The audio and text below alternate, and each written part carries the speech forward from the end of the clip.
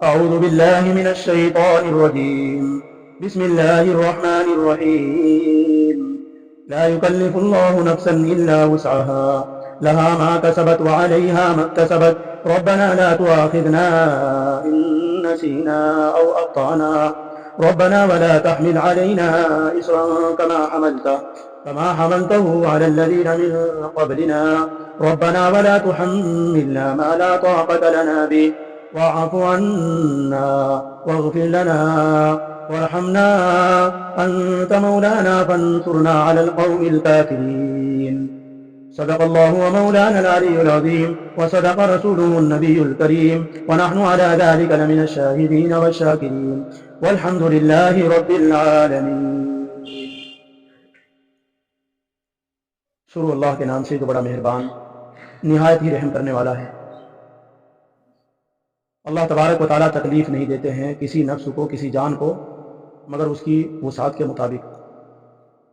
اس کے لیے وہ ہے جو اس نے کمایا اور اس پر وہ ہے جو اس نے کمایا. اے ہمارے پروردگار ہماری پکڑ نہ کر اگر ہمیں بھول چوک ہو جائے یا کوئی غلطی ہو جائے خطا ہو جائے. اے ہمارے پروردگار اور مت ڈال ہم پر بوجھ کوئی بھاری بوجھ جیسا کہ آپ نے پہلے لوگوں پر ہم سے پہلے لوگوں پر ڈالا. اے ہمارے پروردگار اور ہمارے اوپر مت ڈال وہ چیزیں جس کے ہم طاقت نہیں رکھتے ہیں اس کے کرنے کی ہم طاقت نہیں رکھتے ہیں اور ہمیں درگزر کر دے اور ہماری بخشش فرما دے اور ہمیں رحمت سے مالا مال کر دے. تو ہمارا مولا ہے مددگار ہے اور پھر ہماری مدد فرما کافر لوگوں پر. قرآن مقدس کی آپ حضرات الحمدللہ سورہ بقرہ کی آخری آیت بالکل سن رہے ہیں. اللہ کے فضل اور کرم سے آج ہمارا یہ سبق پورا ہو بات آئی تھی تو صحابہ کرام رضی اللہ تعالیٰ اجمعین کو یہ پچھلی جو دو آیتیں آپ کے سامنے پڑھی تھی ان کے اوپر بڑی تشویش ہوئی, بڑی دقت ہوئی, بڑی مشقت ہوئی اور اللہ کے رسول صلی اللہ علیہ وسلم کی خدمت میں حاضر ہوئے. یا رسول اللہ اب تک تو ہم چل رہا تھا کام لیکن اب یہ جو حکم آ گیا ہے اللہ کا کہ اختیاری کہ جو دل میں بات آتی ہے اس کے اوپر حساب ہوگا. یا رسول اللہ ہم اس کی طاقت نہیں رکھتے, غیر اختیاری طور پر ہمارے دل میں بات آ جاتی ہے. اللہ کے رسول صلی اللہ علیہ وسلم نے سب سے پہلے بات یہ فرمائی کہ دیکھو یوں کہو اے اللہ ہم تیرے اوپر ایمان لائے, تیرے رسول پر ایمان لائے, یعنی بالکل نہ کرو کسی بات کو بلکہ کیا کہو سمعنا و اطعنا کہو, ہم نے سن لیا ہم نے اس کو مان لیا. یہود کی طرح سے سمعنا اطعنا نہ کرو, سمعنا اطعنا کرو. پھر اللہ تبارک و تعالیٰ نے اس کا حل فرما دیا. کیا حل فرمایا؟ آج کے سبق میں ارشاد فرمایا لا یکلف اللہ نفسا الا وسعها. مطلب یہ ہے اللہ تبارک و تعالیٰ کسی بھی انسان کو تکلیف مالا یطاق نہیں دیتے, یعنی وہ تکلیف نہیں دیں گے جو اس کی طاقت نہیں رکھتا ہے. وہ تکلیف نہیں دیں گے جو جس کام کے کرنے کی وہ طاقت رکھتا ہے.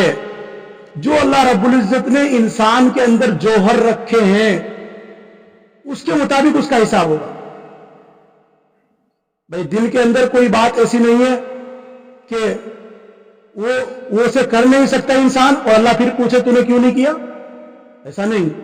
وہ انسان اسے کر سکتا ہے, وہ انسان اس گناہ سے بچ سکتا ہے, وہ انسان کسی نیکی کے کام کو کر سکتا ہے, تب اللہ رب العزت اس سے حساب لے گا.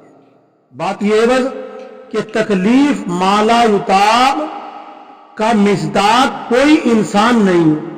یہ خلاصہ ہے اس آیت کا کہ کوئی کام آپ نے نہ کیا ہو یا آپ سے نہ ہوا ہو, دین کا کام آپ سے نہ ہوا تو اس کے اوپر حساب, لیکن آپ نے نہیں کیا اس کے اوپر حساب ہوگا. اور نہیں ہوا آپ کرنا چاہتے تھے آپ سے نہیں ہوا ہے تو ایسی صورت میں اس کے اوپر حساب نہیں ہوگا.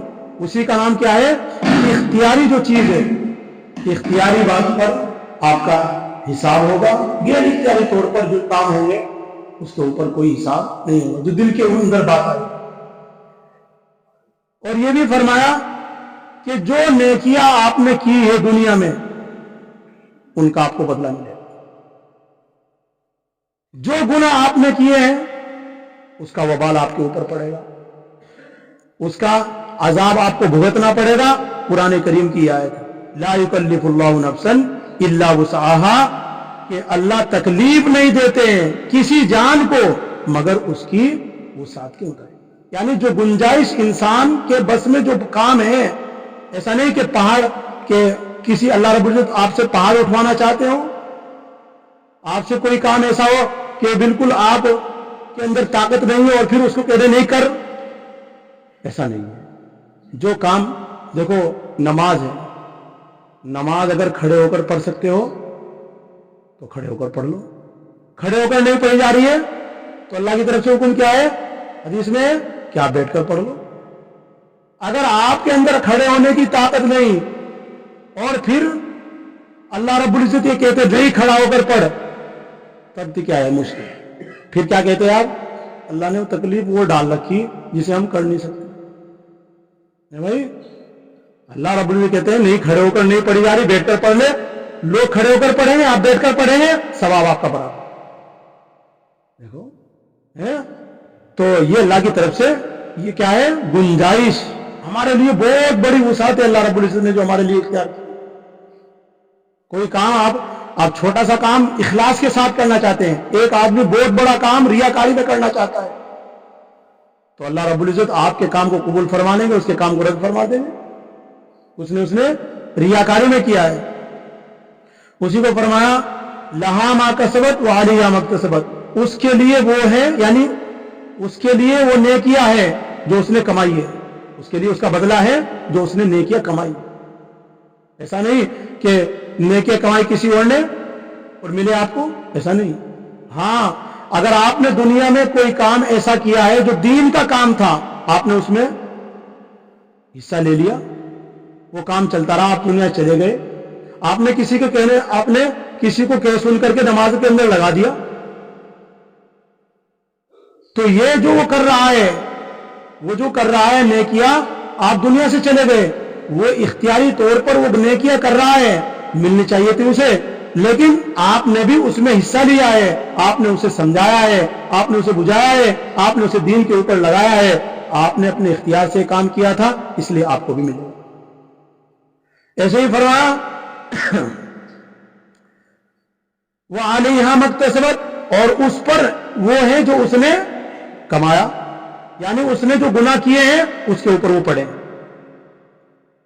ایسے ہی جس آدمی نے گناہ کا کام کوئی ایجاد کیا اپنی زندگی میں اور بعد مرنے کے پھر لوگ اس گناہ کے کام کو کرتے رہے, تو آپ کو بھی, کیونکہ وہ لوگ جو کر رہے ہیں وہ اپنے اختیار سے کر رہے ہیں, آپ نے بھی اختیار سے اس کام بھول چوک میں نہیں کیا تھا. آپ نے کوئی گناہ کا کام بھول چوک میں ہو جائے اس کے اوپر پکڑ نہیں ہے.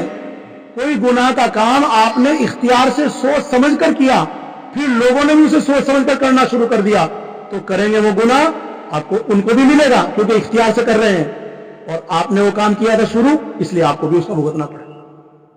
تو اس لیے لہا ما کسبت, اس کے لیے وہ نیکیاں ہے جو اس نے کمائی ہے, اور اس پر وہ وبال ہے جو اس نے کمایا ہے. آگے فرمایا ربنا لا تؤاخذنا ان نسینا واخطانا.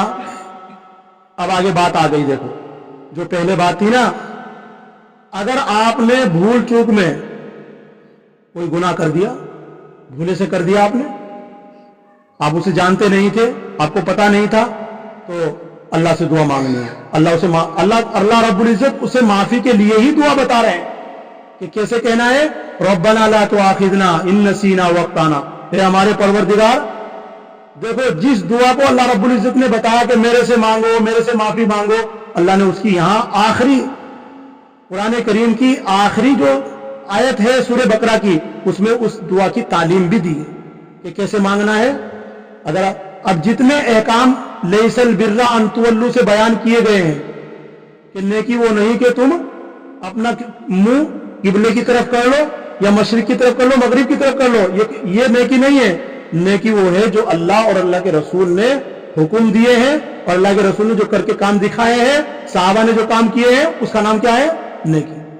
تو یہ جو نیکیاں چلی آ رہی تھی, اتنے سارے احکام آپ کے سامنے, طلاق کے, عدت کے, اور اس کے علاوہ خرچ کرنے کے اللہ کے راستے میں, حج کے مسائل, جو اتنے سارے مسائل سورہ بقرہ میں بیان کیے گئے تھے, ان میں اگر غلطی آپ سے بھول سے ہو جائے تو پھر کیا کہنا ہے؟ ربنا لا تؤاخذنا ان نسینا، اے اللہ، اے ہمارے پروردگار، ہمیں ہماری پکڑ نہ کر اگر ہم بھول جائے، کسی کام کو ہم بھول جائے اس میں ہماری پکڑ نہ کر، او اخطانا، یا آپ کو آپ کا ہاتھ آپ کام کرنا، یعنی زبان سے آپ کہنا کچھ چاہتے تھے اور نکل گیا آپ کے منہ سے کچھ، تو اس کے اوپر پکڑ نہیں ہے، اللہ معاف فرما دیں گے آپ سے، لیکن اللہ سے معافی مانگنی پڑے گی آپ کو کہ اللہ ہماری پکڑ نہ کر، میرے سے بھول سے یہ بات نکل گئی زبان سے، میں کفریہ کلمات نہیں نکالنا چاہتا تھا، میری زبان سے نکل گئے۔ ایسے ہی آپ کا ہاتھ کانپا، آپ کسی کو مارنا چاہتے تھے لیکن لگ گیا کسی اور پہ، تو یہ آپ کی خطا ہے، آپ نے خطا سے بھول میں نہیں، آپ نے آپ اختیاراً کوئی کام کرنا چاہتے تھے لیکن کرنا کس کے لیے تھا اور ہو گیا کس کے لیے؟ اس کے لیے بھی معافی ہے، اللہ رب العزت اسے بھی معاف فرما دیں، اس کے اوپر پکڑ نہیں ہے کیونکہ اللہ نے تعلیم دی ہے۔ تو کیا فرمایا؟ ربنا لا تؤاخذنا، اے ہمارے پروردگار ہماری پکڑ نہ کر، ان نسینا، اگر ہم بھول جائے، یعنی کوئی کام بھول جائے، کبھی کبھی ایسا ہوتا ہے نماز پڑھنا یاد نہیں دیتا، وہ قضا ہو جاتی ہے، تو پھر اس کے اوپر اللہ پکڑ نہیں فرمائیں گے، بھول گئے تھے آپ کوئی بھی کام، او اخطانا، یا آپ کو ماں باپ نے کوئی حکم دیا آپ اسے بھول گئے، اور ماں باپ کا حکم ماننا تو واجب ہے، ضرور فرض ہے، لیکن آپ نے نہیں مانا ہو، بھول گئے تھے، اس کے اوپر پکڑ نہیں ہے۔ ہاں اگر جان بوجھ کر کریں گے تو پھر اس کے اوپر پکڑ ہے۔ او اخطانا، یا آپ نے غلطی سے کسی کو کوئی غلطی کر دی آپ نے، اور غلطی کے بعد پھر اللہ سے معافی مانگو، اللہ رب العزت معاف فرما دیں گے۔ ربنا ولا تحمل علينا اصرا كما حملته، اور اللہ سے کون سی دوسری دعا مانگنی ہے؟ اے ہمارے پروردگار ہمارے اوپر وہ بوجھ نہ ڈال جس طریقے سے تو نے پہلی امتوں پر، پہلے لوگوں پر بوجھ ڈالا ہے۔ کیا بوجھ؟ کہ پچھلی امتوں میں کیا تھا؟ روزہ جو ہے بات کرنے کا بھی روزہ تھا، تو اگر بات کرنے کا روزہ ہوتا تو ہمارے کتنے روزے ٹوٹتے روزہ؟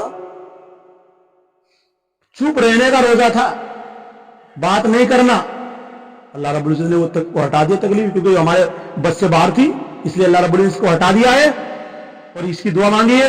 ایسے ہی پچھلی امتوں میں اگر کوئی گندگی چیز کپڑوں پر لگ گئی، کپڑا کاٹنا پڑتا تھا، دھونے سے چلتا ہی نہیں تھا کام۔ کسی نے گناہ کر دیا تو توبہ سے معاف نہیں تھا، بلکہ قتل تھی اس کی سزا، اس کی توبہ کیا تھی؟ قتل کر دینا، حضرت موسیٰ علیہ السلام کے زمانے میں ہوا، انشاءاللہ آگے واقعات آئیں گے ان کے۔ تو اللہ سے دعا مانگنا، اللہ ایسا بوجھ مت ڈال جو پچھلے لوگوں پر ڈالا ہے، اس لیے اللہ سے یہ بھی مانگنا ہے۔ ربنا ولا تحمل علينا، اے ہمارے پروردگار مت ڈال ہمارے اوپر ایسا بوجھ، کما حملتہ، جیسا کہ اس کو ڈالا ہے آپ نے، علی الذین من قبلنا، ہم سے پہلے لوگوں پر۔ تیسری دعا کیا ہے؟ تیسری دعا یہ کرنی ہے، اے ہمارے پروردگار ہمارے سے ہم جو ہماری برداشت سے باہر کام ہو، اس کام کی جس کام کے کرنے کی ہم طاقت نہیں رکھتے ہیں، اس کام کو ہمارے اوپر مت ڈال۔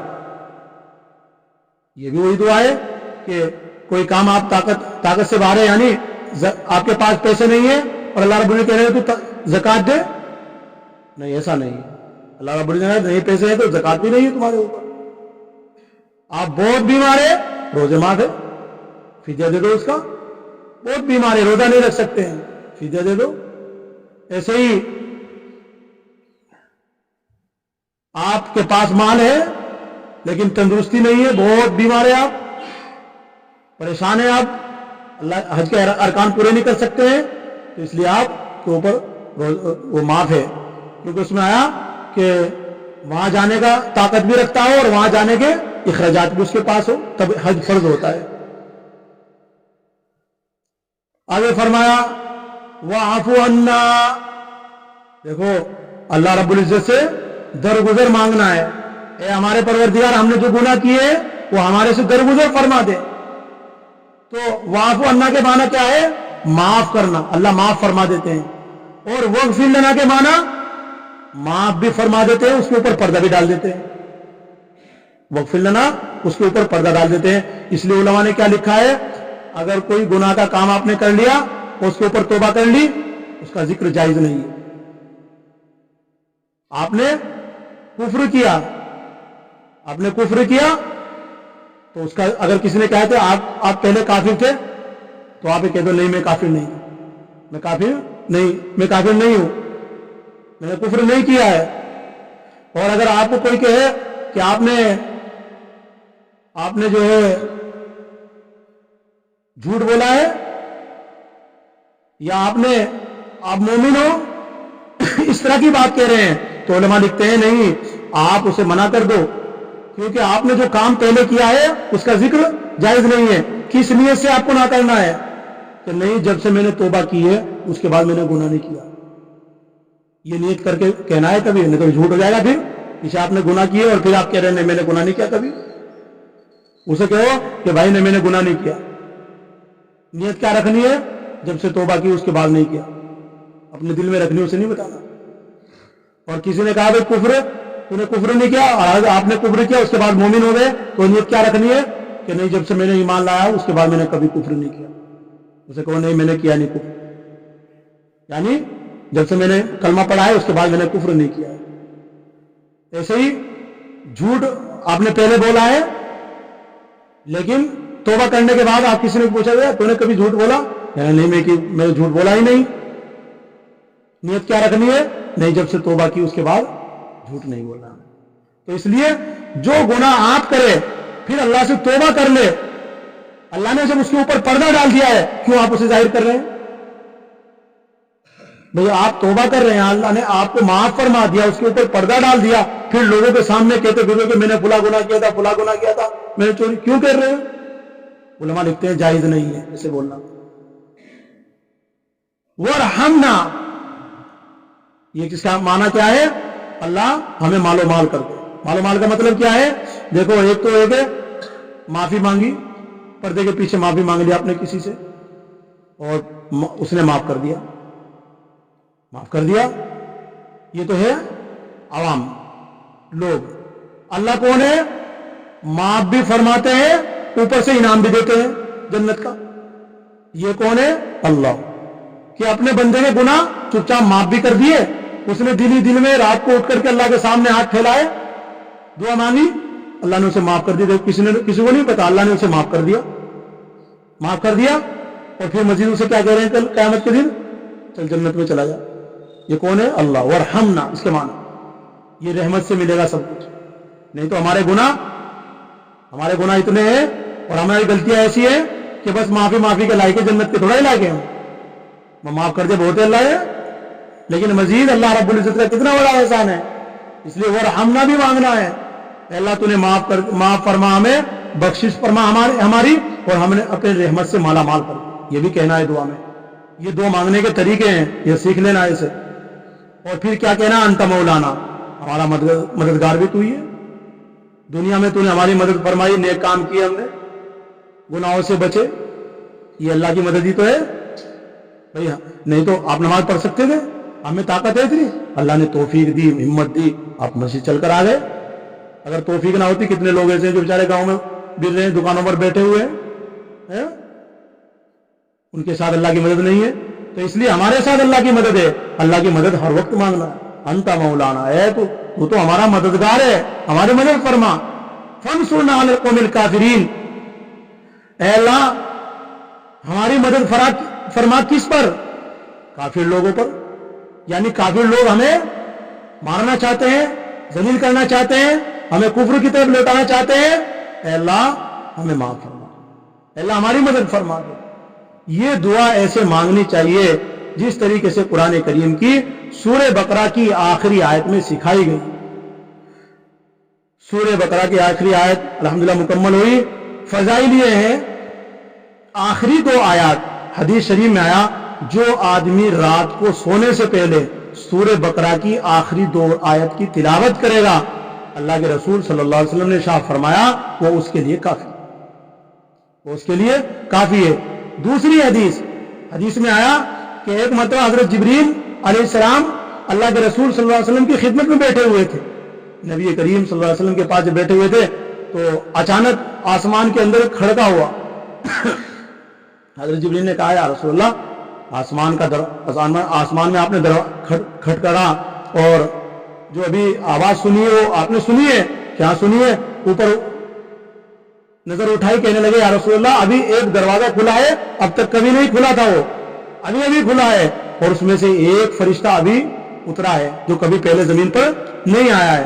اتنے میں وہ فرشتہ نبی کریم صلی اللہ علیہ وسلم کے پاس خدمت میں آ گیا اور سلام کر کے کہا کہ بشارت ہو آپ کو 2 نور کی, کہ اللہ رب العزت نے آپ کو 2 نور دیے ہیں. کون سے نور؟ ایک تو سورہ فاتحہ اور دوسرے سورہ بقرہ کی آخری 2 آیات. یہ نبی کریم صلی اللہ علیہ وسلم کے لیے نور ہے. اور حدیث میں آیا جس گھر میں 3 دن تک سورہ بقرہ کی آخری 2 آیات پڑھی جائے گی اس گھر سے شیطان بھاگ جائے گا.